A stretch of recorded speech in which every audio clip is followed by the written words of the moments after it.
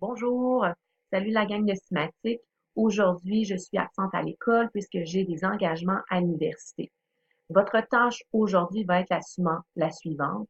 Vous devriez déjà avoir débuté les réseaux trophiques lors du dernier cours de Simatic. Donc, premièrement, vous devez avoir en main votre deuxième document que je vous ai donné, oups, de l'autre côté, je vous ai donné lors du dernier cours. Aujourd'hui, vous devez faire la page 8 si ce n'est pas déjà fait, le haut de la page 9 et également le bas ici de la page 9.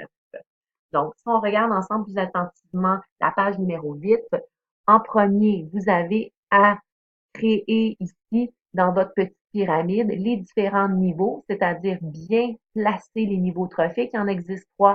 Vous allez voir, il y a les décomposeurs, les consommateurs de premier ordre, de deuxième ordre. Donc, c'est de les placer dans la pyramide et ensuite de trouver des exemples. Je vous recommande fortement de mettre des exemples de votre propre biome. Par contre, vous pouvez mettre également des exemples que vous allez trouver dans votre recherche. Deuxième chose importante, ici, vous voyez, c'est marqué décomposeur et ici producteur. Donc, trouvez la différence entre les deux. Au point de vue, surtout, ici, on va parler de matière organique et de matière inorganique. Donc, premièrement, c'est quoi la différence? Trouvez c'est quoi la différence entre ces deux types de matière, organique et inorganique, et faire le lien avec les décomposeurs et les producteurs. Ici, vous allez retrouver un tableau. Vous allez voir, c'est marqué autotrophe, hétérotrophe. C'est quoi un autotrophe? C'est quoi un hétérotrophe? Trouvez une définition ainsi qu'un exemple pour chacun. Chaîne alimentaire, une définition, et également ici, une définition du réseau trophique. Donc, la grande différence entre les deux, c'est que le réseau trophique, ce sont plusieurs chaînes alimentaires. Et ici, une partie très, très, très importante, c'est de créer une chaîne alimentaire de votre biome en incluant votre propre animal. Okay? Donc, pour ce faire, je vais vous diriger vers le site EducMedia pour bien vous aider. Et ensuite, dernière petite partie ici que vous devez faire, ben, déjà juste trouver la différence entre qu'est-ce qu'un flux de matière et qu'est-ce qu'un flux d'énergie dans les différents niveaux trophiques. Donc, juste essayer de trouver les deux différences, ça va être déjà bien pour le cours d'aujourd'hui. Donc, maintenant, je vous amène sur le site d'EducMedia pour vous aider à créer un réseau alimentaire. Et ce réseau alimentaire-là de votre biome, incluant votre animal, je dois absolument le voir dans votre affiche scientifique. Donc, c'est très important de bien le faire une première fois pour ensuite vous allez pouvoir le transposer dans votre affiche. Donc, si on regarde sur le site d'EducMedia. Donc, je vous ai mis les informations sur Moodle. Vous allez sur le site EducMedia. Premièrement, il faut aller se connecter. Vous marquez comme identifiant Sainte-Anne comme mot de passe. Vous écrivez en lettres minuscules EduMedia, E-D-U-M-E-D-I-A.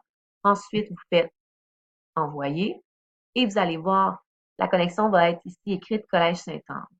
Vous allez dans le menu Matière, Environnement et écologie et vous allez sélectionner Écosystème. Et vous allez voir ici apparaître différentes vidéos interactives. Une première vidéo que je vous suggère, ce sont les chaînes alimentaires. Donc, vous allez pouvoir cliquer, aller voir c'est quoi l'impact sur les différents réseaux quand il y a un animal qui disparaît ou diminue.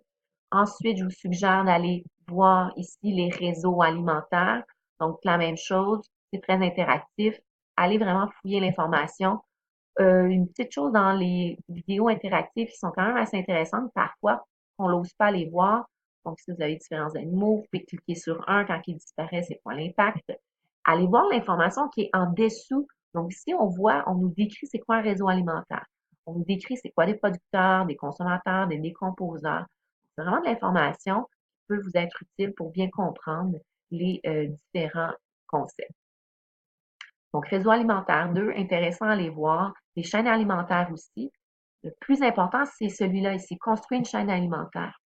Donc, lorsqu'on se construit une chaîne alimentaire, qu'est-ce qui est très important? C'est vraiment le sens des flèches.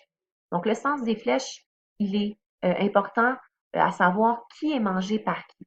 Donc, si on prend le cas ici qui est donné comme exemple, on voit que la petite souris est mangée par, donc on voit la fin de la flèche, est mangée par, ici on dirait un hibou. Donc ensuite, ici, vous pouvez vous amuser à essayer de voir qui mange qui en mettant les flèches. Donc, par exemple, si j'essaie de mettre une flèche de la grenouille, va fonctionner de la grenouille vers le serpent. Ma flèche devient verte, donc c'est une bonne association, c'est-à-dire que la grenouille est mangée par le serpent. Maintenant, si je descends au bas de la chaîne alimentaire, donc au niveau aussi des producteurs, l'herbe, donc je crois que de l'herbe peut être mangée par la sauterelle, oui, une bonne association. Ensuite, la sauterelle peut être mangée par qui dans mon réseau alimentaire? On peut être mangée par la grenouille. Donc, vous voyez là, on est en train de créer un réseau alimentaire. Vous devez faire la même chose pour votre biome et y inclure à l'intérieur votre animal. Donc, vous devez savoir votre animal, est-ce qu'il est mangé par quelqu'un? Votre animal, qu'est-ce qu'il mange comme alimentation? Ça peut être plus qu'un producteur qui mange. Donc, c'est vraiment de créer votre propre réseau alimentaire. Et ensuite, pour les flux d'énergie et les flux de matière, donc je vous invite à aller voir ici cette petite animation qui est très bien faite au niveau ici de la pyramide des niveaux trophiques. Donc, vous pouvez aller voir en dessous ici, pyramide de nombre, de biomasse, d'énergie. Nous, qu'est-ce qui nous intéresse, c'est vraiment au niveau de l'énergie. Donc, vous faites ici, donc on clique et on vous explique, donc on voit que le soleil, on vous explique les différents de l'énergie, comment elle est transmise d'un niveau à un autre. Donc, vous allez pouvoir cliquer, aller voir, essayer de comprendre comment ça fonctionne quand on l'augmente de niveau.